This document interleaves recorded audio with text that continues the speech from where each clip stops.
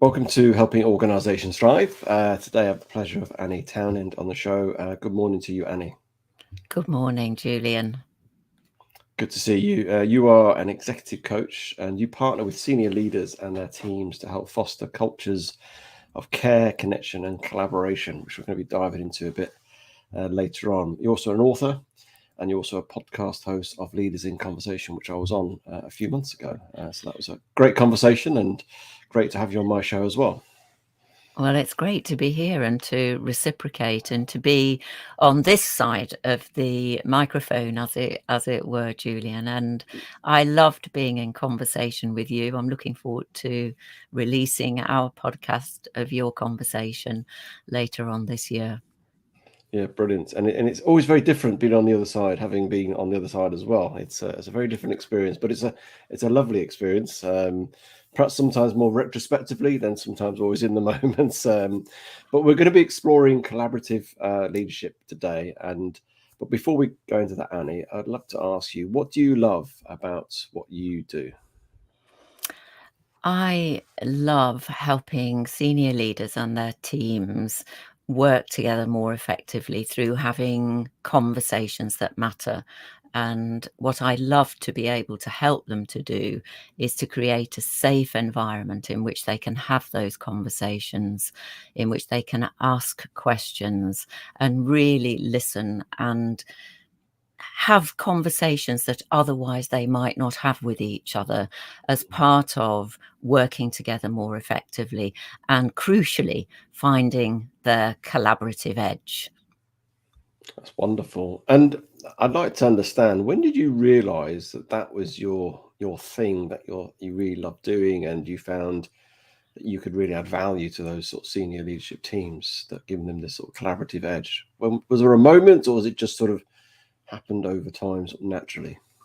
I think it's evolved over time. I think I realized the importance of helping leaders to create a safe environment in the first instance a long time ago, and asking leaders, how good are you at creating a safe environment in which people can have these conversations, was a crucial part of working with leaders and their teams. I like meeting a team as a body.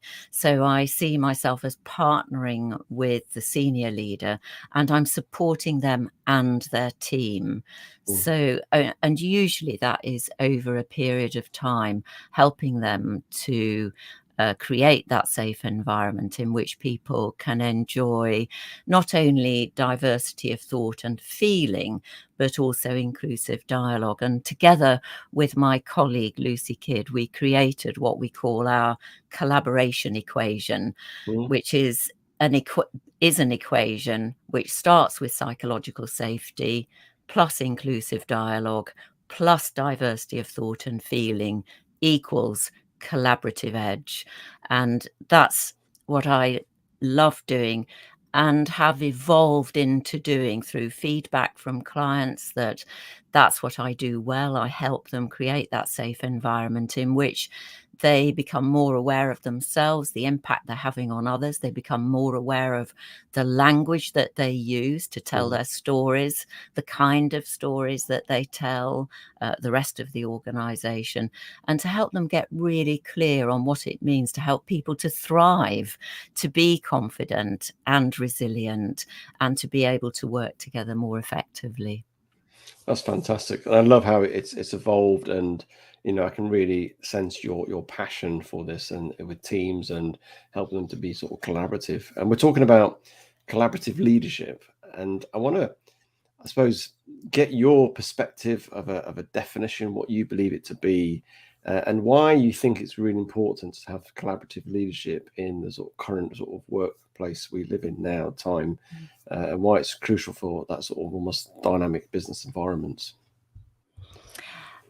I believe that people need people and that we are better together, and that it's easy to say that, but there need to be some conditions in place for us to be able to be really innovative, to come up with new ideas and to drive business success together. And I think that's why I'm so passionate about helping leaders and their teams more than ever work together, because that is the nature of how we will get the best out of each other and how as organisations we will thrive. Fantastic. And so, I mean, collaboration is, it's more than just getting alongside, working with each other. And it'd be good for you just to sort of show, I suppose, an example, whether it's Mm, a personal, your own example, or something you observed of where you start to see this collaboration from a leader start to happen, and mm. almost what are the sort of what manifests in that context? What do we see when it really sort of become really collaborative? I think we see people bringing curiosity, care, and courage.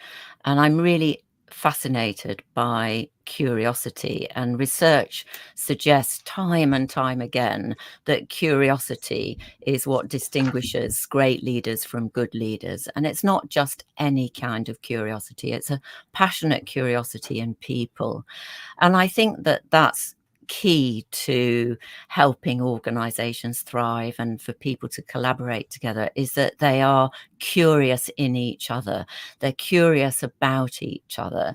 They are curious to understand what each other's strengths are, what each other's vulnerabilities are. And that takes care. So curiosity with care. So caring about you, you caring about me, bringing curiosity to our working relationship, and courage to be able to say, tell me what you mean. I don't know, or I disagree with you, or for me to share something personal about myself. That takes courage. It takes courage to challenge. It Mm, takes courage sometimes to be vulnerable, and to ask for help. And teams that work together collaboratively, there is a sense in which everybody has a voice and is listened to, mm, and everybody is more conscious of the impact they're having on each other. And with senior teams, having an awareness of the impact that they collectively have on the rest of the organization, mhm, becoming more aware of the collective impact in terms of how they are impacts on the rest of the organization. The organization can be a reflection of how they are. So if they work together better, so will their teams. If they bring more curiosity, more care, more courage, people will feel more confident and resilient. They'll have a greater sense of belonging, which I think is also a really important part of working together collaboratively.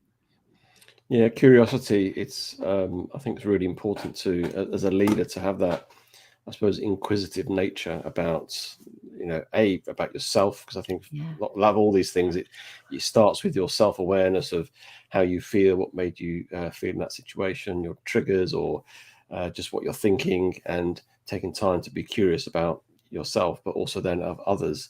And I guess with that comes this whole piece of time. And we know leaders move at a fast pace. We know leaders take a lot of just getting focused on goals and outcomes, and quite obsessed on delivering KPIs. How do we create an environment or space in the leader's sort of mind, really, to slow down a little bit? Because I think the Mm, curiosity, you need to have some time to think about things, and to think about those inquisitive questions, think about your team, and reflect and mm. ponder. And so, what have you found is a good way of providing that sort of slowing down of pace of thinking, I Mm. guess? It's something which I talk about with teams and encourage them to practice, is creating time to think in their meetings. Too often at the moment, and maybe pre the pandemic, people went from meeting to meeting without taking time for themselves or to think about what the next meeting was even about. And making time in our meetings to think better together is a key part of collaborating effectively. And Mm, I invite people to take a few minutes silent reflection, to think, and then potentially to share their thoughts with one other person in the team, and then for us to share our combined thinking in the whole team. So really encouraging leaders to help leaders do their best thinking, and from that to make good decisions.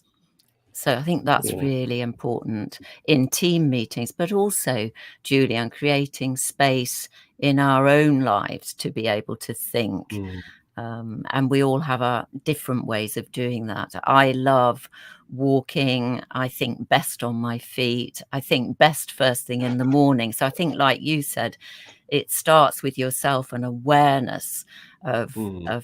what works for you. May not work for everybody, but finding what works for you, and then being curious what works for other people. And Mm. I do think leadership happens inside of relationship. And of course, when we have a lot to get done, to reach goals and to deliver success and results, making time for our relationships and fast tracking them Mm. through bringing curiosity, care, and courage facilitates deeper listening, deeper questioning, and results in better thinking and better decision making. And having an awareness of inclusive dialogue, making sure that everybody has a voice and that they feel Mm. part of the conversation, I think is really important. And even if that is not to contribute, to acknowledge somebody else's contribution. So we cannot help but give feedback, whether we are sitting in a meeting, not speaking, we are listening and being present, helping leaders to be Mm. present in their listening and receiving, but also in their responding, be that acknowledging, questioning, challenging, appreciating, are Mm. all part of collaborating together and helping leaders to find their collaborative edge. And people deliver more faster when they are connected Mm. and a part of something. And I think you mentioned there about being present. I think that almost what you said at the start, by start of a meeting, taking some time out to be silent, to think, to reflect. Mm, In some ways, you're creating an opportunity to people to be present right now, and mm, to almost stop the chatter of the previous meeting or the previous conversation, and that they're in the moment. And we get the best out of people when people are in the moment. They're fully present, they listen better, they contribute better, there's a lot more energy about it.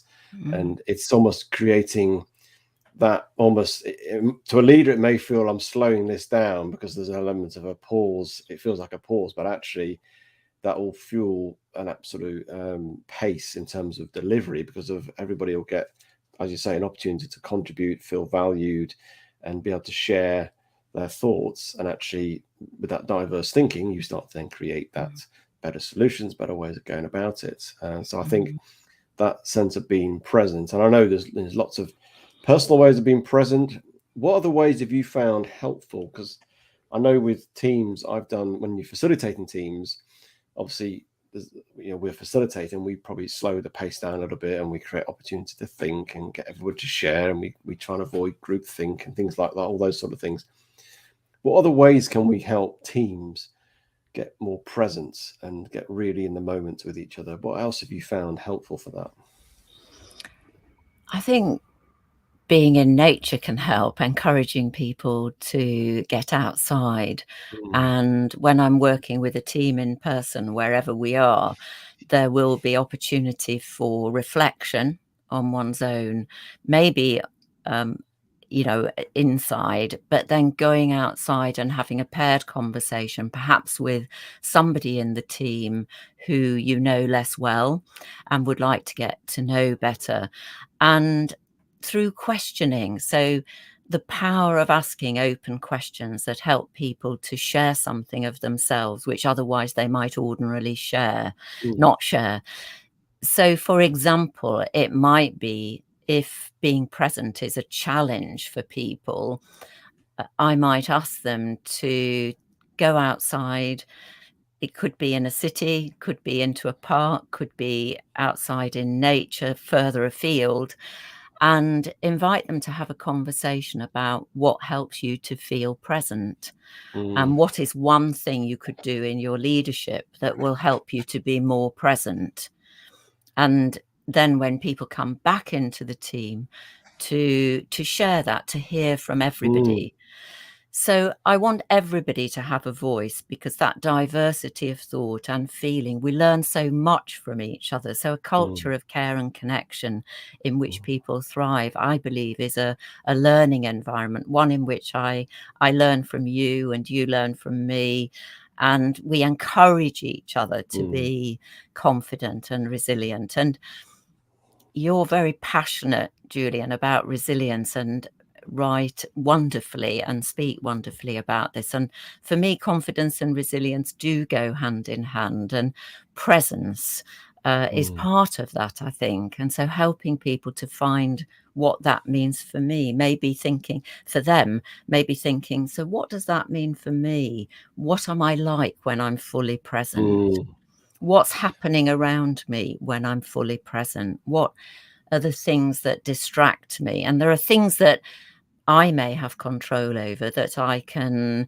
sort out and clear out of the way. mm, But there may be some things that I need to ask you for help with. And mm, again, for me, that's about collaborating together. mm. I think you make a good, valid point there about asking people to experience being present, because I don't think everybody's always experienced, or it's been very fleeting, and it's trying to get people. And sometimes you might need certain techniques that can help people, breathing, Mm, meditation, that can help people, but people got to find their own way of how yeah. they engage being present, or know the feeling of what it is to be present, if you know what I mean. And I think that's a good place to start. I think, I mean, I was with the team yesterday, and we did some exercises, and bizarre, we did some breathing exercise, sort of Mm, box breath breathing, which is very simple mm, breathing. And they all just, you could just see them all just becoming really present. It was wonderful to see. Not that they were pretty present with in terms of what we were doing, but it just, they all relaxed, and they suddenly got really present, really, and almost in within themselves. And I'd almost snap them back to the room, type of thing. And it was wonderful to see. And it's yeah. interesting to talk about the learning. And I think what I think more and more people need to realize, leaders in terms of Mm, teams, and it sounds really obvious, when you get people contributing and sharing, the learning becomes incredibly powerful amongst the team. And you learn as a leader, you learn as individuals. And yesterday we did some sort of techniques of helping people sort of do managing emotions. And I came up with some ideas, as I would, but somebody came up with an idea which was powerful, and they all fed back that was what they're going to incorporate. And I almost joked and said, I don't need to be here, but that was the power of it. If somebody came up, this is what I do, and everybody saw the value in that, and mm. when, well, we're going to do the same as well. And that, just by me facilitating, sharing that, created that learning and that collaboration, and they've got something they can take forward. So it's really powerful, isn't it? I love that. I think that's so important. And that diversity of thought and feeling, and through sharing something, somebody else saying, that's great, I'm going to practice that. And then together, let's practice that. So maybe it's in our teammate meetings, making time at the beginning to take a few breaths, perhaps to do the 4 square box breathing, Mm, for example. Or years ago, I worked in an organization where they always started their meetings in silence, which was part of helping them to be present in the moment and to each other. And for a while thereafter, I also started my team coaching, facilitating group days with silence.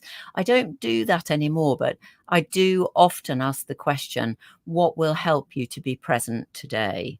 mm, And that generates so much from the people, gives everybody an opportunity to contribute. What will help them to be present? And it mm, might be, for example, confidentiality, something that will help them to feel safe, to be able to contribute. It might be knowing when lunch is, because they've got a call they want to make at that time, and or they want some time over the lunch break for themselves. So that diversity of thought and feeling is mm, really important in finding your collaborative edge, because we talk often about diversity of thought and creating a thinking space in which collaboration can happen and people do their best thinking. But something which Lucy and I noticed is that it's really important to enable people to share diversity of feeling. How we feel about something can be very different. You might be excited about something, I might be scared about it, or vice versa. And how as leaders we can hold the both and that also give us an insight into the rest of the organization who might be feeling anxiety and excitement about the future. And as leaders, how can we hold both? So diversity of thought and feeling, allowing different feelings, again, as part of the equation, helps us to find our collaborative edge. But it really does start with psychological safety, inclusive dialogue, being conscious of the language we use, encouraging diversity of thought and feeling, which then leads to finding your collaborative edge, where true innovation and creativity and differences are made. We make a bigger difference together. Yeah, I mean, psychological safety is key. That if somebody's going to share how they feel, particularly, I mean, thinking is one thing, as it were, but suddenly you go, how I feel about a certain project, and being true and honest and open, you have to feel really safe in that Yes. team. And I think that's really important to create that safety, psychological safety, where people feel I can say I feel a bit scared about this or not so sure, without feeling they're going to be sort of kicked out or sort of shouted at or something like that, which is a really key part. In terms of other sort of collaborative leadership aspects, in terms of almost cross-functional teams or through organization, because it's very much more against or a view of not being very hierarchical in terms of, it's not all top down, up down, all that sort of stuff. It's more bringing and engaging, enabling, empowering people, isn't it? It is. How does that work in terms of working cross-functional teams and not having a leader who's going to sort of tell you to do things, so to speak? Well, I think that's where the top team working together, so that then their teams work together and then their teams work together, is really important. So if we see our senior leadership team working together and collaborating and encouraging us to collaborate, then we will collaborate across teams and across functions. And more we need to do that, because there are so many overlappingnesses.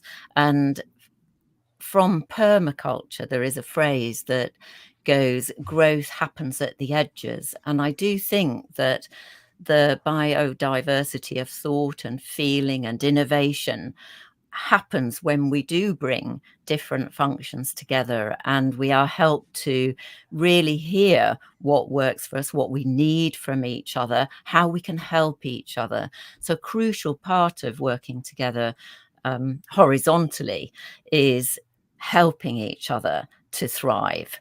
That I will thrive because I'm helping you to thrive. And that we are, hence the play, Julian, on collaborative edge, that within organizations and within our partner organizations, and indeed with clients, customers, services that we provide, if we think bigger about these and think about finding our collaborative edge, how can we help each other succeed, is what I and Lucy try to help leaders to do. And it's getting that sense of being part of a bigger purpose, isn't it? Apart from what you do and contribute in your individual capacity, your team, it's the wider mission and vision of the organization. And I think it's making it clear that the senior team cast that, make clarity about that, and instill that into people and live it. As you say, role modeling is so powerful. In fact, one of the most powerful ways to influence behavior and cultures is the role modeling piece. And so it's making sure that, and obviously, purposes don't always align exactly with everybody's individual, but if they broadly align, and if you're working within another team and you're all on the same overall mission, then it helps with that collaboration, it helps with that trust, helps with that empowering and relinquishing aspects of things that perhaps thought were your things or different way of thinking. and it helps that whole thing. But I think for me, it's getting that real clarity of that. I think. Go on, so Carol. Well, I agree with you. I think that's where clarity happens, and Mm, clarity and creativity hand in hand, and people will become more focused together because they're able to challenge each other sooner, support each other more strongly in their mm, conversations because they feel safe, because they bring a mindset and behavior of curiosity, care, and courage, which helps build confidence and resilience and leads to clarity and creativity. mm. And just as a final question, really, what are the challenges of being a collaborative leader or approaching or working in an organization as more collaborative? Well, I found it really helpful. A couple of years ago, I heard somebody speaking about the difference between collaboration, cooperation, and coordination. And I found that really helpful because I think when we have big enough relationships, when we trust each other, when we feel safe with each other, as teams, in teams, across teams, then sometimes we'll be collaborating, and here's how to find your collaborative edge. We can help you do that. Sometimes, because you have that strong relationship with each other and you have found your collaborative edge, then you will simply be able to cooperate or Mm, coordinate. But interestingly, we might think that we need more trust to be able to collaborate. But I think if we build the trust through collaboration, then trust stands us in good stead for cooperation and coordination. And we can respond to the context, to the ambition much more quickly because we have that trust, we feel safe with each other. We've created a culture of care and connection in which people are helping each other to thrive. So the collaboration in itself creates the trust and the sharing and the sort of actual by default by collaborating, you then start to your trust levels start to go up, don't they, as you start to engage with somebody and work with somebody in that way. Yes, I think asking, how can we collaborate together?